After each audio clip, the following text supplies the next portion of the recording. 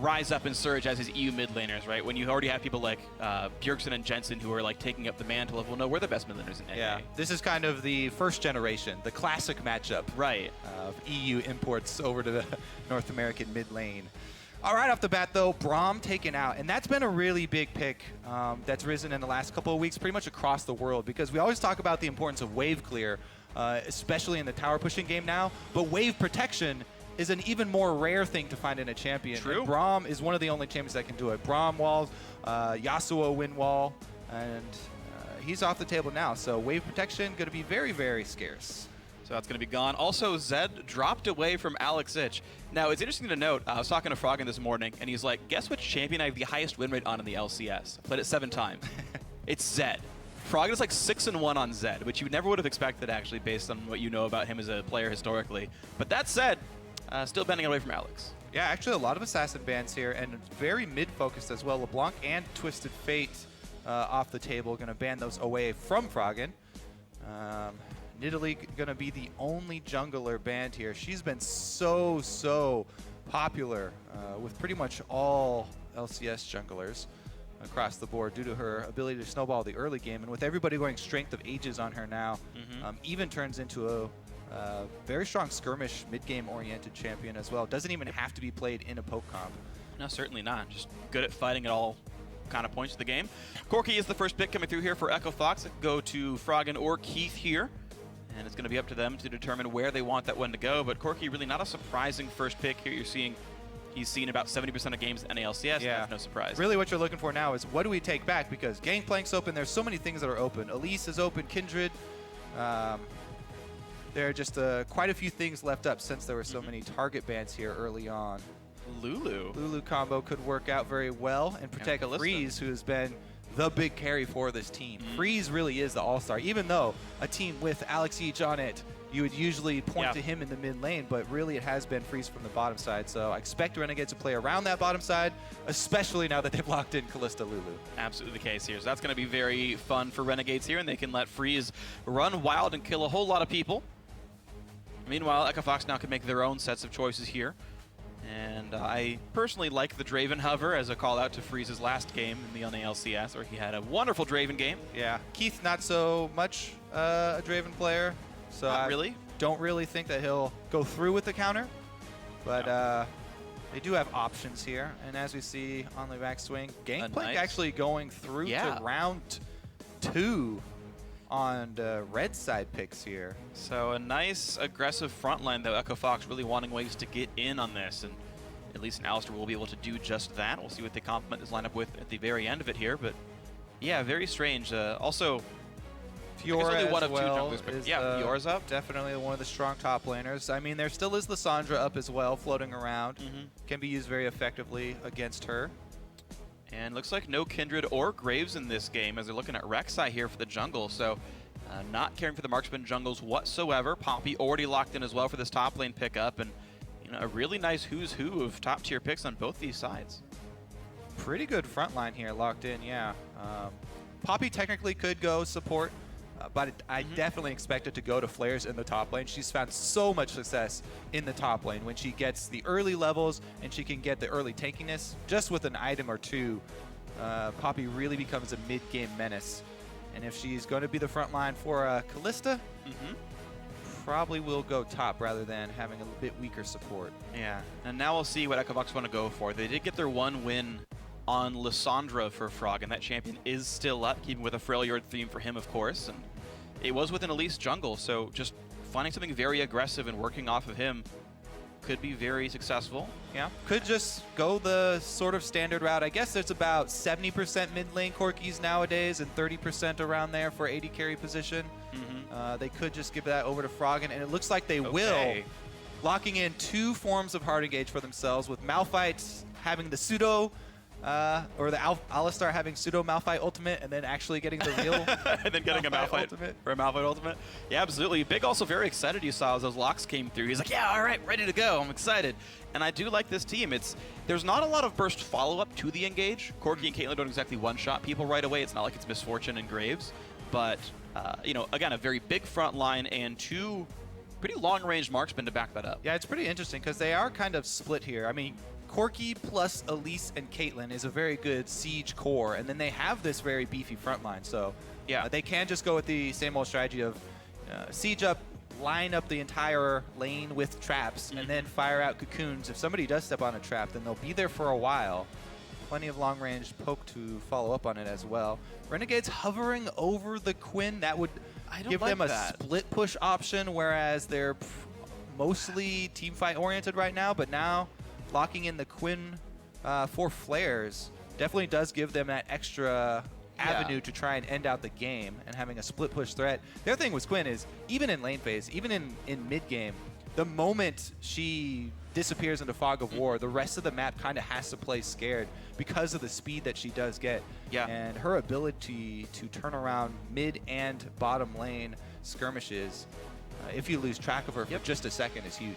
Well, it does mean it's Poppy support after all, as Flares does take the Quinn top lane. The thing is, we actually saw this matchup in H2K versus Gamers 2, and the Quinn, played by Odwamna, could do nothing against the Malphite in lane, who just sat there and said, "That's cute, I have a Frozen Heart," and ignored the champion. Last Whisper is good against Malphite. Yeah, well, if you want to eventually buy it, but it doesn't increase your damage against all the marksmen. So, well, we'll see what this game ends up being, but the lineups have been locked in, and the players are going to be ready to go here. Echo Fox back in the mix with their full intended lineup. Renegades very recently picked up Hakuho and Flares into the roster, but this is the lineup they're going to play the rest of the season with, without any new changes we expect as well. So we'll see which team can do better and pull themselves out of the bottom of the standings. Tweet at LO Esports with the hashtag FOXWin or hashtag RENWin to let us know who you think it's going to be. But the battle of the bottom of the standings, one of these teams will move up and get off that spot, and we'll see if they can keep rising through the rest of this split here. Echo Fox versus Renegades, first game of the weekend here of North American LCS Week 5. The crowd is ready. I am ready. Let's get ourselves into the game. Who's it going to be? All right, so going over the team comps one more time here. When Fox tried to siege up and utilize the Corki, Caitlyn, and Elise, Renegades actually have a decent amount of tools with actually moving some Poppy over to support. That four-man squad of Lulu and Poppy is pretty good disengage. Poppy ultimate as well as Lulu wave clear can hold out for quite a long time for Quinn to get some split pushing pressure. You know, and with Rek'Sai, the jungler, being locked in to be one of the only junglers that can also answer global pressure. True. And Crumbs use the ultimate. Looks like Renegade's going to try and make some cross-map plays and keep Echo Fox split up. We'll see, though, because obviously a lot does depend on the early game. Whenever Elise is on the map, you have to watch out for the very early ganks. Quinn is fairly squishy. There we go. KFO loses the shield. Flare's already getting some early damage. Hey, he's fine. That did no meaningful damage at all to KFO. Laughs it off. Yeah, literally. Echo Fox going to send their dual lane to the top side here, and they will run top laner and jungler down to the bottom jungle for what you could call a greedy start, but should not be punished. Yeah, they're going to do the blind lane swap. Nobody getting deep wards down. Both are probably going to start the Gromp. And Echo Fox are going to invade this. They could, I think they're going to go try to stop Flares and Crumbs, but their duo is going to be fine. Can they get it in time here? I think Crumbs is going to be able to save his smite. What you want to do is always save your smite for this so that you can use it to execute and you don't get it stolen away. There it is. Gets a smite. They will not get level 2 off of this. Nice Q by Keith. Steals it away. Proper play by Echo Fox. Doesn't really hurt them that much, though. We'll see now if Big can stop Crumbs and Flares. That's really nice. They give him the small P to that red buff so that Crumbs hits level 2. Yeah, he wants to be able to at least get the healing from his passive Burrow underground. There he goes. Okay. They run them off red, but that's only going to delay them a little bit. Just send Quinn down to continue the push for the lane swap, and it should pretty much even out to equal here. But look at Hakuho. He's late to the party. Big has already messed with the jungle. They've already taken 2 camps from this part of the map, and Hakuho's like, oh, yeah, they're gone, guys. They've already taken red buff. Whereas Crumbs was prevented from getting red for a very long time. All right, so a couple steps ahead here for Echo Fox. We'll see if that translates into any meaningful damage on the turret trade, because both of them are going to go for the third wave. You see a nice smattering of keystones. 3 of them, 3 Thunderlords for Renegades. Beautiful diversity there, freak. But there's 5 different ones on Echo Fox, okay? Windspeaker's Alistair, definitely superior to Bond of Stone. For those who play Alistair, please make that choice. The most common. And Fervor is almost the go-to for every marksman not named Corki. Definitely agree. Thunderlord's still an option, but pretty much everyone preferring it. So Echo Fox actually are going to be a bit quicker on the turret take. Let's see what they decide to do with this. Because as of right now, Alistar is moving up the lane to try and catch it and bunch it up. Ooh. Oh, yeah, he's getting a bunch of trinkets just getting the first early ward down. So just make sure, and look at this, the red buff. Echo Fox actually 3 buff in a lane swap. I don't remember the last time I've ever seen that. So it's not a huge deal. Right? Yeah, exactly. They do get the buff. The small ones are half the experience and gold, so or just the experience.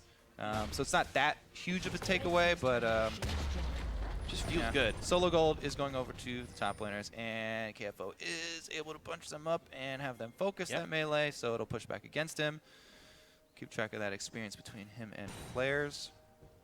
Looks like he's going to have a pretty sizable advantage, maybe half a level on Flares once Flares does arrive to this lane, since they're swapping back to even here as Echo Fox in their duo bottom. This could be interesting to watch this. They're not going to be fighting just yet as Crumbs waits around, but Flares will be able to walk back into lane with potions and an extra item. If KFO wants to ever buy, I think he would have to use TP to get back into lane without missing a bunch of waves. I definitely want to check back in on that bottom lane play because Crumbs has been sitting there a while. Very patient move from Renegades, and they're going to try and cut off the long lane here with no turret. However, Hard is in the area, and all of Crumbs' patience. And he knows that was Crumbs' trinket ward. You click on it, you look at who pressed it. Every player should do that, and he knows, yep, Crumbs was bottom jungle. And of course, they saw Hakuho on the tri-brush ward, so they're going to stay safe. You can see Hard running around, making sure that nothing's going wrong here. And yeah, really but now he's kind of waiting around. Yeah, and he got spotted by a ward. I guess he's waiting for a counter gank here, but he had a 1-camp lead on Crumbs because Crumbs was trying to set up that play and waited around for so long. But the 1-camp lead is gone now. Crumbs has returned to farming, and Hard just showing in lane. Gets really nothing done down there. This side of the map is completely empty of camps as well. He will try and pressure at the turret here, it looks like, so maybe he'll be able to freeze some CS.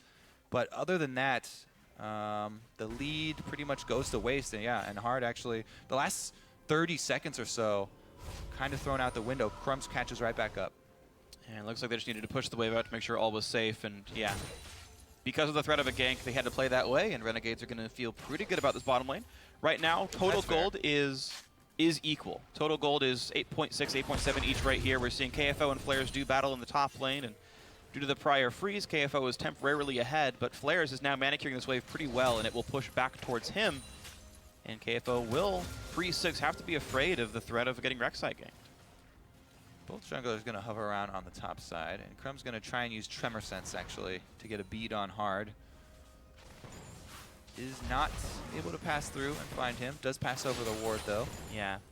So now Echo Fox knew he was top side of mid, but can go any way he wants from there. And in fact, Crumbs, despite getting spotted, will actually be towards the bottom jungle, but then once again gets revealed, going over a different ward here. So Crumbs has been tracked for the last 30 seconds straight. With his early tracker knife, is putting a couple of wards down. Yeah, Big tried to stop, but Crumbs actually knows exactly where he is. Yeah, all these defensive wards actually catching both junglers here. Crumbs is going to try and catch up in levels and grab this one camp. But he will be denied. Yep, out he goes. He got a small raptor, and nothing else happens. So an option to go for right now is to actually try and push with these big waves, but neither of these teams are doing it. But you can see the big waves that have just been built up. This happens all the time in lane swaps. As you talked about, they were trying to shove into the turret. There's a huge wave bottom for Renegades. Instead of trying to push it into the turret, maybe deny something, they use that wave to go for the dragon, and teleports come in. They want to fight this one off, so here comes Echo Fox. Who can they land the CC on? Oh no, the stun goes onto Hard. Level 6 at least, the flash knockup. Look at the burst damage. Has to repel into the air, but that means Hakuho could die, but gets a heal and stays alive for now. Now Alexich goes in for Froggen, who pops the barrier, but first blood's already come through onto Crumbs, and now Freeze on the backside has to kite back away. Echo Fox now running away from the dragon with first blood in their belts. That experience advantage, Freak, that KFO had, level 6 Malphite teleporting in, way more impact than the Quinn, who also came in really late. It was a maybe a breakdown in communication there from Renegades because they did not call for the teleport even though Crumb stayed in the pit on Dragon. They were tanking Dragon, plus they didn't have their top laner. First blood goes over to Fox. They might not have physically seen the teleport. It wasn't actually on their screen. If you're just watching the Dragon, they would have had to look at that brush to see the TP come through, and then it was too little too late. Great job by KFO, managing to find that fight at the right time. Yeah, the collapse here. Let's see, Hard gets knocked into the wall, and they're not able to finish him off because of the repel and flash out. So close. Keith also heals him on the way out. Oh, wow. Dragon killed him. Dragon did so much damage to Crumbs this entire fight. Yeah, I mean, so even if you don't see that teleport, and the enemy team Actually, Flares probably could. comes to contest it, you kind of have to assume the worst in that scenario. True. But it's only first blood money. I think the Dragon still stands to live another day. Yes. So let's see if they decide to fight over that again. This early in the game, it's not worth giving up very much for, as the 6% doesn't give you very much damage. I want to point out something that Keith did. I think is very smart in the current lane swap environment where the top laner typically gets solo gold from the turret and the AD carries don't get much. Keith back with basically 450 gold and bought Cole, which I really, really like. He's going to be able to have a ton of extra gold income. Also, basically infinite sustain. It is so hard to get pushed out of lane with Cole plus Doran's. So there's typical Doran start in case of it being a 2-on-2, but then off the lane swap turret kill.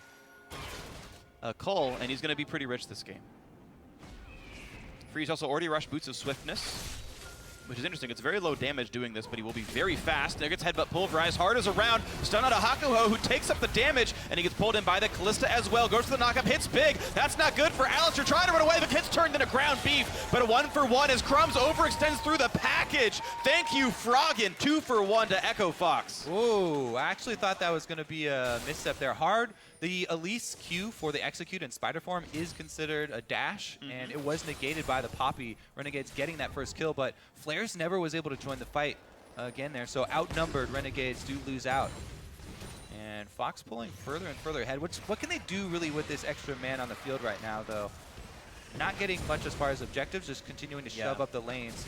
Yeah, fights this early just means you get wave control, so you maybe deny another 100 gold from getting the waves into the turret and then backing. Will they?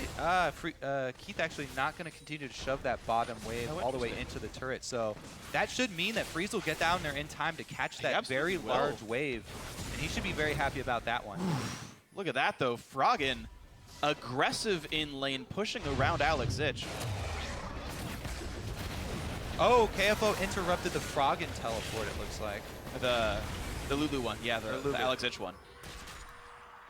So that's why they didn't have Lulu back up. That makes sense. That explains why Renegades would have pushed in like that. They knew KFO didn't have teleport. And they're like, oh, okay, we can 5v4 this. I did not see that, and that's actually a really big deal. It does mean, though, that after all that control happened, Echo Fox were able to take down the Dragon, soloed by Hard. Rick Fox is pleased that they have their full lineup, and he should be pleased with the early game as well. See if they can get to their sieging game now, because we talked about the Quirky Caitlyn early on. Keith, as of right now, obviously has not been able to max out traps. I'll keep an eye on that, see if he does go for traps number 2, which is the most common build so far. Yeah, unless you're forgiven. You don't even learn it till level 12 or something. True enough.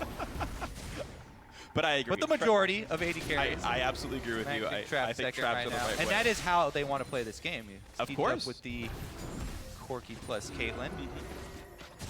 And in they go. Cannon Minion dead onto this turret. I don't think there's any meaningful way to defend this, but Renegades actually posture enough to make everyone respect that. Quinn was flanking around the side, and despite Echo Fox having all 5 members, they didn't go for that turret shot. I'm a little bit surprised, actually.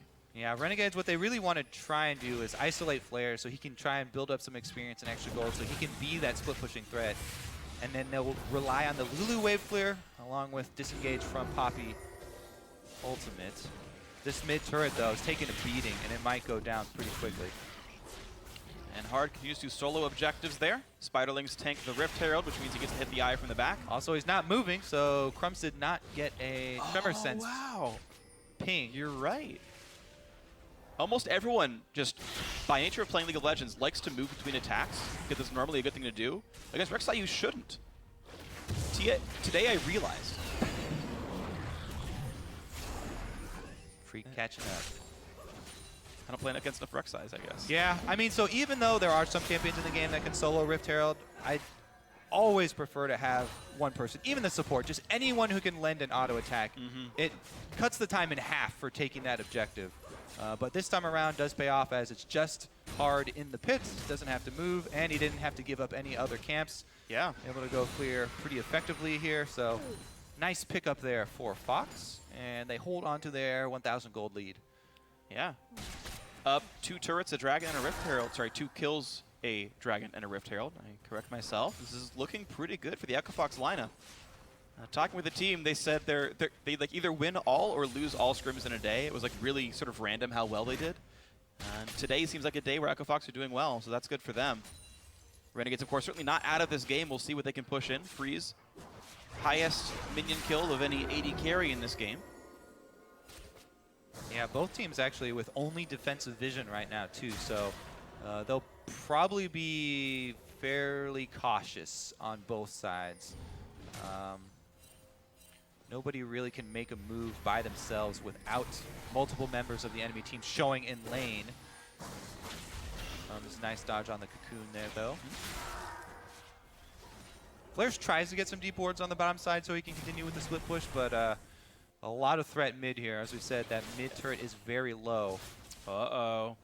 1v1 on the top lane. Both teleports are available. Froggen wants in onto Alexich, gets the Q for the vision, and then chunks Alex to half, but will not Valkyrie for the threat of getting flanked is too high. No further chase there by Froggen.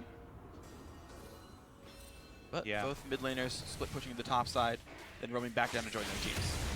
Should just be farm traded over here, as KFO's been able to shove top lane all the way in. Package respawns, so if Echo Fox want to go in for something, they can. And I feel like you leave the package in base right now until you get the last of the outer turrets. I agree. Right now, Fox really want to play the poke game, really want to siege up and grab the outer turret money. That's really where the big power spike from poke comps really does come from. The mid game, when you get the influx of gold and your outer turrets are still standing, try and use that difference to overpower your enemies. Absolutely agree. Oh, Infinity Edge and a dagger now in for Keith. So he's got some nice amount of stats. It's weird, I'm seeing every single Caitlyn will actually finish Infinity Edge first, but unless I've done the math wrong, it's actually even less efficient than it is for other AD carries to go Zeal second. Like, so would you rather go BF Sword into Zeal or BF Sword plus pickaxe into Zeal? I think it's kind of whatever you can afford. I don't think there's like a specifically one is always better. It's more just Eye Edge is inefficient without a Zeal. Yeah, the combined cost is really where that comes from. And yeah, crit damage actually has a weaker than average scaling on Caitlyn because it has diminished value for its headshot scaling. So it's actually even worse than a Brawler's Glove. Well, he does have the flat damage for getting single shots on the turret and then backing up. If he just wants to take pot shots on this bottom one. Well, even with that, Eye Edge no longer gives you bonus attack damage on combine. It's the same AD as BF Sword Pickaxe. So. Yeah.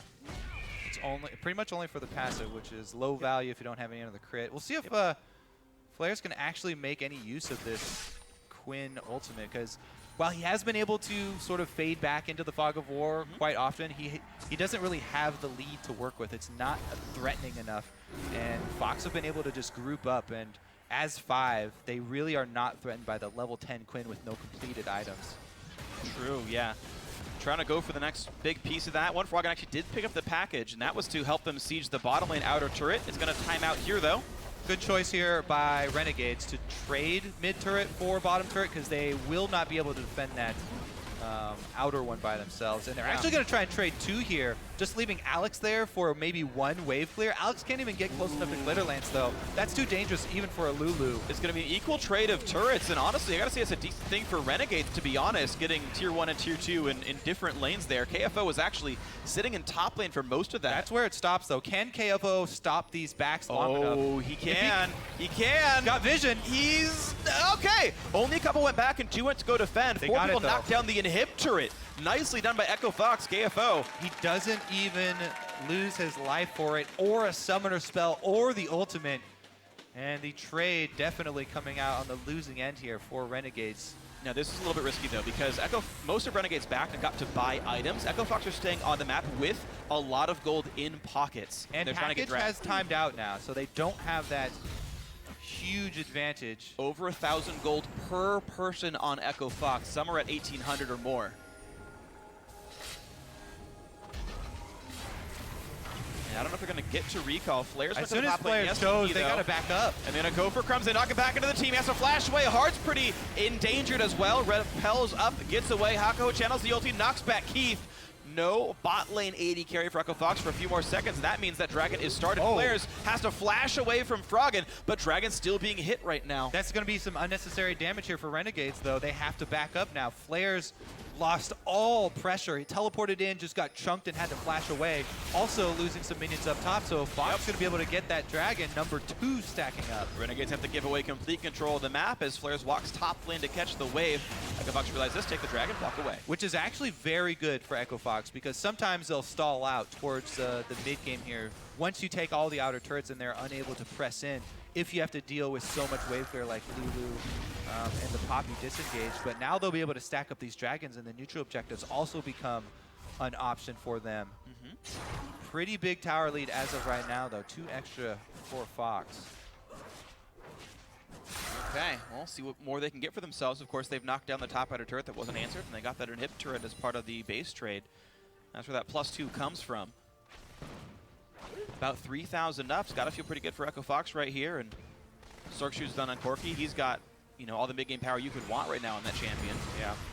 So the Renegades are actually looking to try and turn around one of these sieges for themselves. See if they can get anyone into... They take so much poke damage every single time, though. Yeah. Flares is level 11 on the Quinn and has amassed a decent amount of CS for himself, completing Ghostblade now, so anyone without a bunch of armor, aka not Malphite or Elise, could be a possible target. They're so behind in experience, though. Yeah. I honestly find it very interesting that Flares went for Youmuu's as opposed to like Ma or something. If he's planning a split push against KFO, you'd get stats that would be good against Malphite, meaning percent pen or magic resist. So it speaks to me that Flares wants to try to assassinate backline against his team, against Echo Fox. Him getting able to is going to be difficult. Maybe they could 2v1, though. That helps with assassinating. Fox, KFO does have his ultimate, though, so he's fine. It does burn the ulti at least, so KFO not going to miss that cooldown and has not bought any cooldown reduction in his build. So could be a window that Renegades can work around. Hard actually has to hold the top lane right now, has to catch the split push here.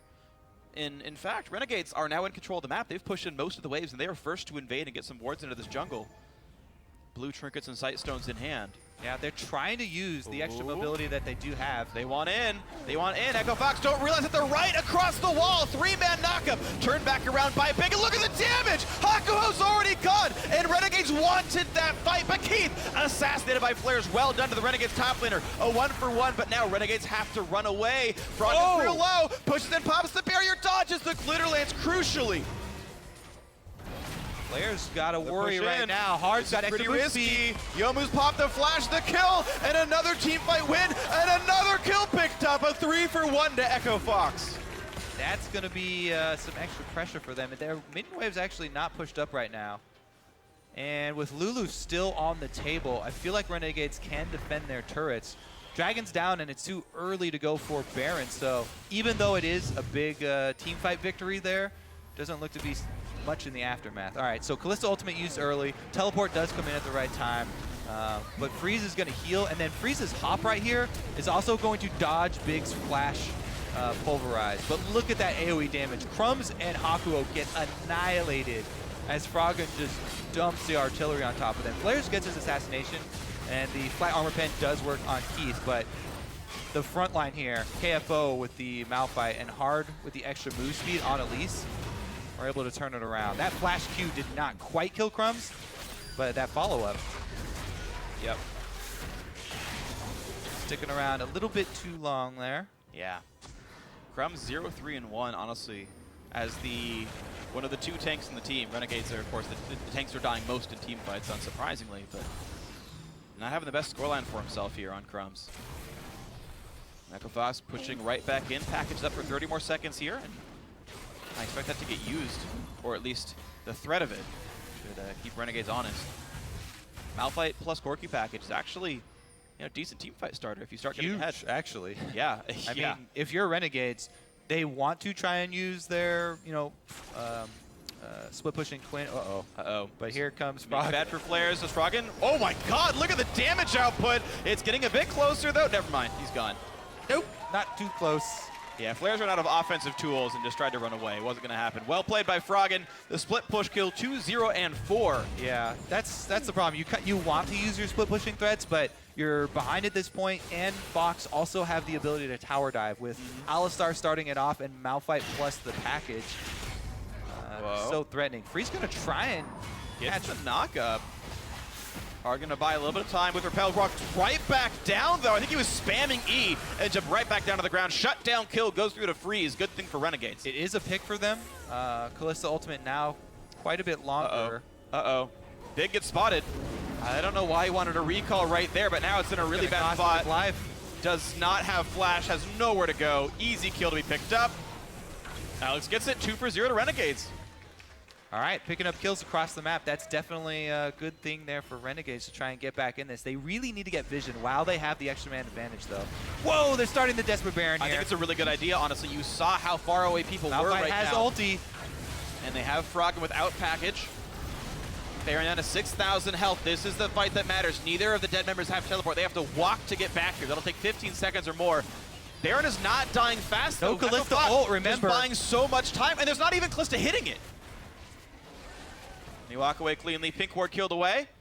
Yeah, that's picked up for Baron. It's such a risky move when there's the impact of a mid-game Malphite ultimate, and KFO is beefy enough that he can actually go in there and make sure your team tanks Baron during the knockup duration. So it's a very risky play. I think it may have. I mean, obviously the safer play is to just try and use that time to set up vision. Yeah. But Renegades try and go for it to jump back into this game. It does backfire a little bit. Top lane outer might have been a target, but didn't happen. Mid lane tier 2 goes down. Echo Fox doing a good job of capitalizing off of Renegades taking a lot of damage due to that Baron attempt. Dragon's on the field as well. It's easy to walk back to and pick up Dragon number 3. That's likely what happens here for Echo Fox. Yeah, they should be able to continue stacking really easily. There's no vision for Renegades, and Renegades, this squad cannot face check into a 5-man Fox lineup. Crumbs is going to go look for it, though. Ooh, big in the brush. It's going to keep the team from walking into anything. Oh, the flash knockup, big, but he was onto a trap. Somehow couldn't get back around, but there's the kill on the Dragon. The engage comes in from KFO, doesn't find any kills just yet. Yeah. I don't know what kept Big from walking. It wasn't a Caitlyn trap. It's on his team. But just didn't get the knock in. Yeah, I mean, it's not the worst there. I mean, there was a little bit of miscommunication. They probably could have grabbed a kill, but they got the Dragon. That's what they wanted. Number 3 stacking for Echo Fox. Renegades are able to trade top turret. At least get a consolation prize there for themselves. Yeah. Okay, so 4 turrets to 6. Renegades have answered some of this back a little bit, but 3 Dragons to nothing feels pretty good here. You know, you got the early sieging, you got the turrets. Yeah, literally. That's a Dragon control. Echo Fox end game plan, just group. Yeah. Renegades are going to try and split them across the map, but we've already seen there's little to no threat from this split pushing Quinn, and even Froggen, if he gets packaged, can go answer that. So. Yep. No cleaver, no maw. A scarce small amount of crit thanks to an Essence Reaver here from Flares, but really just. Yeah, what's he going to do against? Yeah, Randuin Sunfire Malphite, who's now starting on his Iceborne Gauntlet or Frozen Heart. And with the teleport up for Echo Fox, they can just pull that 4-1 and try and push up into Renegade's territory. Okay, well, here comes the push towards the mid lane. Right now, Echo Fox are giving away control of the top lane. Alex Ich split push with impunity with teleport. So on a bit of a timer here are Echo Fox.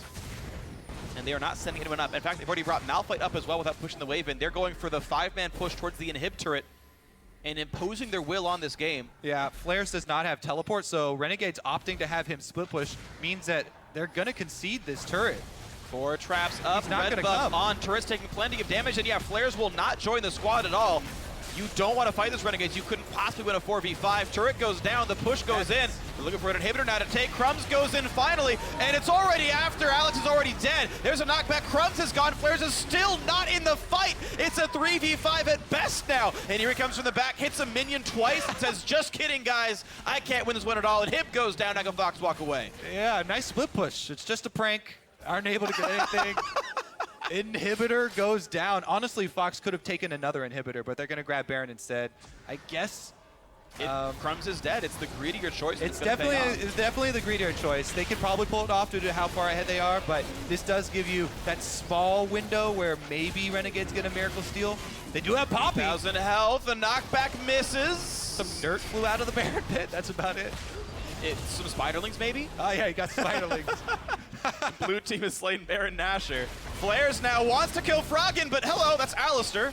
Don't always get what you want, freak. Snuffed out. No more Flares this game. All right, so tiny bit of greed there. Pretty easy for them to capitalize, though, and that's going to be another inhibitor push. But, man, this... That cocoon. Honestly, when you're facing a team that has Alistar Malphite, they're begging to tower dive. And if you have a non-teleport split pusher down bottom, that is just opening the doors there for Fox. Honestly, it's hard to critique them just because there are very little options open to them. True. But that's not a good one. I mean, they picked a split pusher that can't beat Malphite. Like, realistically, you look at that champ select, I'm like, I literally yesterday saw that matchup go badly. Like, do you watch LCS? It's the better league. There's better players. Whoa, whoa, whoa, whoa, whoa, whoa. I just mean because of Worlds. Whoa. We have Froggen now. We're better now. I got this. Just kidding. Just kidding. NA's better, right, guys? Struggling with this one. Echo Fox pushing in, though, under 30 minutes, looking at their second inhibitor kill of this game. 6,000 gold up, feeling real good about this lineup being together. How can you say that? Dressed as Abraham Lincoln, freak. All right, inhibitor number 2 goes down, though. Oh, no, Flares! Turn into a bird, quick! Get the bird to carry you. He just sent it out into the minion wave. Oh! Flashes, but it stops the channel. He's running. Hard catches up a little bit. All right, he's going to let him go. Yeah, he actually doesn't even turn into the bird. The bird just comes to help. It's true. Hops on top of its back. Yeah. Really big bird. It's like the Land Before Time or something. All right, this turret's going to go down.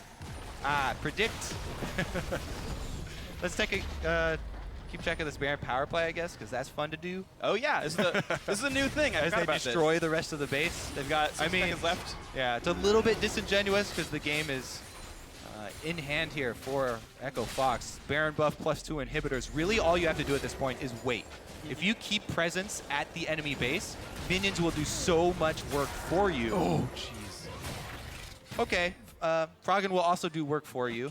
Yeah. Froggen's doing a lot of work, honestly. Okay, knockback onto 1. That's an Alistair gone. Got more than Spiderlings that time. Turret goes down. Flares hits a trap on his way in.